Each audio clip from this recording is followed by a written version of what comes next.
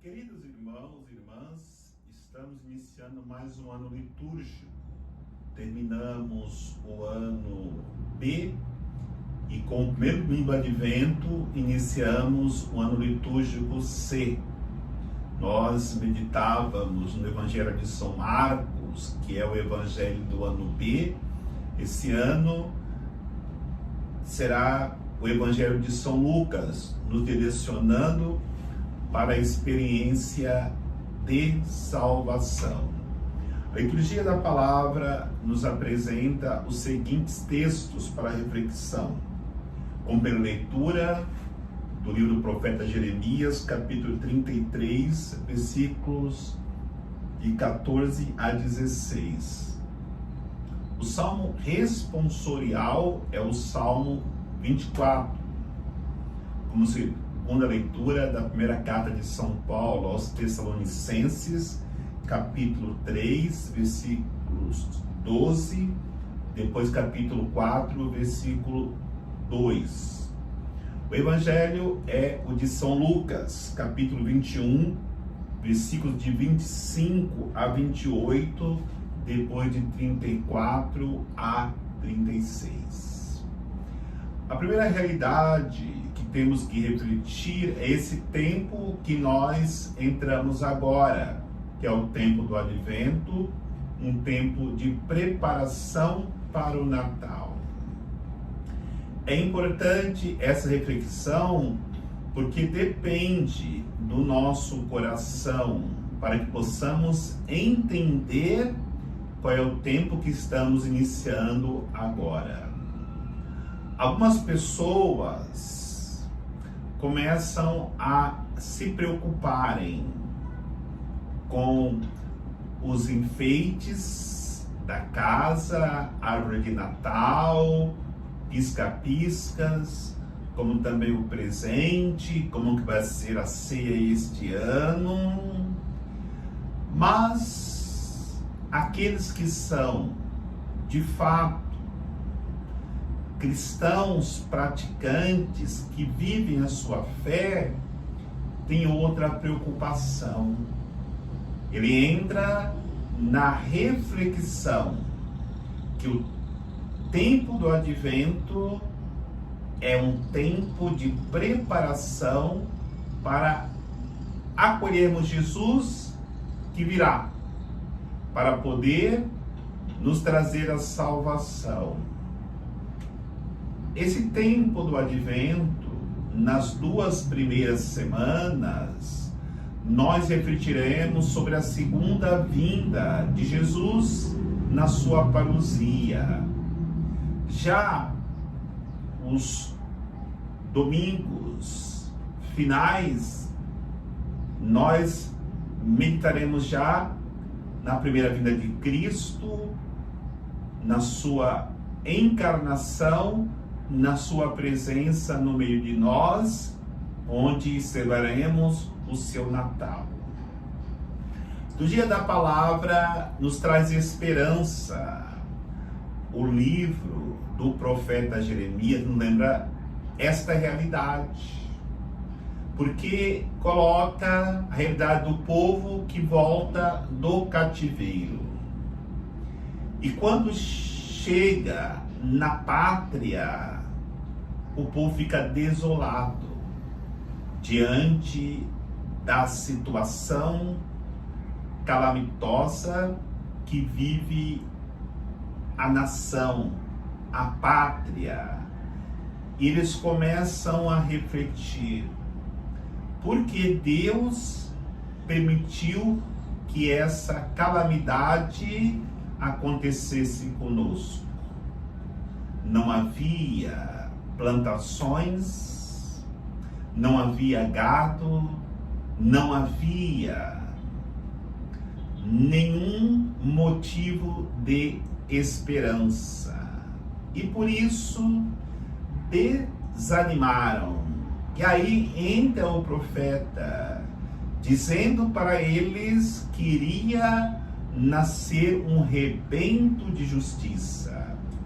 E aí ele colocava no coração do povo a esperança de que Deus não havia abandonado o seu povo. Esta pode ser a nossa realidade nos dias de hoje. Nós somos chamados a nos voltarmos para o Senhor. Somos chamados a regressarmos do cativeiro do pecado.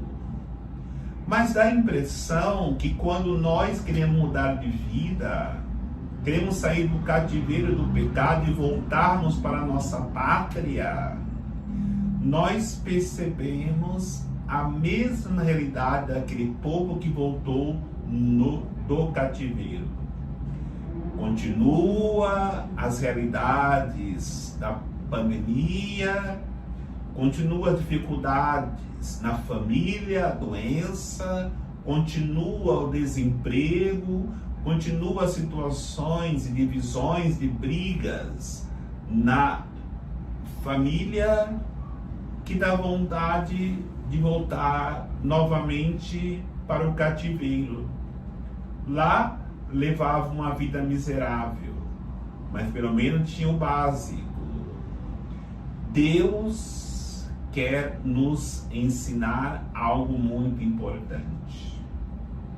No sacrifício, na doação da vida, na vida trabalhada em comunhão, nós conseguiremos restaurar não somente esta realidade mundo, mas também a nossa família e a nossa própria vida.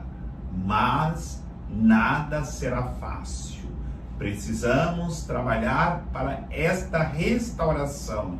Foi exatamente esse ânimo que Jeremias deu ao povo para que pudessem sair do desânimo e começassem a restaurar a pátria novamente e que eles pudessem experimentar uma vida transformada, porque Deus estava com eles. E quando falamos de um rebento de justiça, o que é o rebento? É uma planta muito frágil que irá crescer ainda. O profeta não falou que iria nascer uma árvore frondosa, mas um rebento. Desse rebento iria sim surgir uma árvore frondosa. Essa árvore frondosa seria já o anúncio profético do Messias, de Jesus que iria nascer. Então é importante nós entendermos isso. Quando a mulher recebe a notícia que está grávida, ali tem um rebento. Ela precisa cuidar, ela precisa se tratar, ela precisa trabalhar no crescimento, no cuidado com esse rebento, para que ele pudesse nascer um dia e tornar-se um grande homem, uma grande mulher. Agora, se não cuidar desse rebento, vai perdê-lo, ou vai perdê-la, se for um rebento de uma vida feminina que está crescendo ali. É a mesma realidade na proposta que nos fala a liturgia de hoje. Nós precisamos acolher esse rebento, nós precisamos cuidar desse rebento, nós precisamos acreditar que esse rebento vai vingar. E aí, no momento que assim fizermos, a realidade acontecerá na nossa vida, uma vida transformada pelo amor de Deus. Mas porque Deus quis que nascesse no meio do seu povo um rebento de justiça, para nós percebermos que é necessário a restauração da vida humana. E na linguagem apocalíptica do do Evangelho de hoje, da mensagem, da realidade escatológica do Evangelho de hoje, nós entendemos isso. Porque o Evangelho diz que as realidades dos astros irão perder seu brilho. O sol, a lua e as estrelas. É importante para a reflexão nós voltarmos lá no Gênesis, no começo de tudo. Nós ouvimos lá que tudo era caótico, era um caos só. O sol não existia, a lua não dava o seu brilho, havia escuridão e trevas, até que o Senhor, com a força da sua palavra, criou o paraíso. E o Evangelho nos ensina hoje que esse caos pelo pecado da humanidade estará novamente presente no mundo.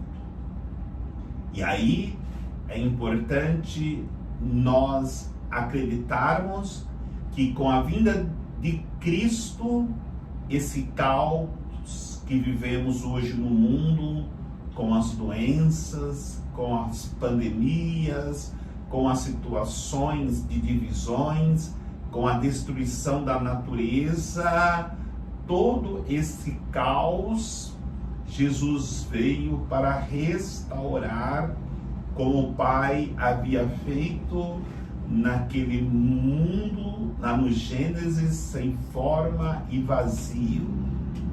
E é por isso que precisamos acolher Jesus como aquele que vem para poder dar um novo sentido à humanidade, para que ela possa encontrar a salvação. Os nossos pecados, o nosso afastamento de Deus levou o mundo, esse caos que vivemos nos dias de hoje.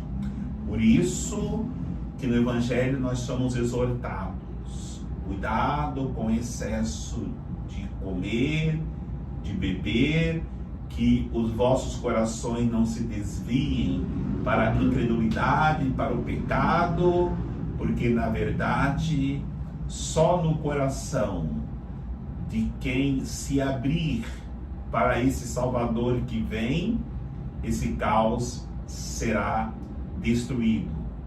Mas quem continuar olhando para este mundo e vivendo os seus prazeres, esquecendo que Cristo está chegando, não experimentará esta graça que Deus veio ofertar para todos nós na restauração da humanidade, trazendo para nós um mundo novo. Por isso, podemos pegar o exemplo da segunda leitura daquela comunidade tessalônica, onde São Paulo exorta a comunidade a amar. Na comunidade, nós aprendemos a amar a Cristo. Amando a Cristo, nós aprendemos a amar os irmãos de comunidade. Quando aprendemos a amar os irmãos de comunidade, nós dilatamos os nossos corações para também amar os que estão fora, que não são da nossa comunidade. E até mesmo dilatamos os nossos corações para amar os nossos inimigos. Só quem fizer esse itinerário, esse caminho, entenderá de fato essa realidade de advento, de preparação para a vinda do Senhor. E que de fato, nesta caminhada para o Natal, quando chegarmos naquela noite gloriosa, nós possamos de fato estarmos com o coração preparado preparados para que Jesus nasça na manjedoura dos nossos corações.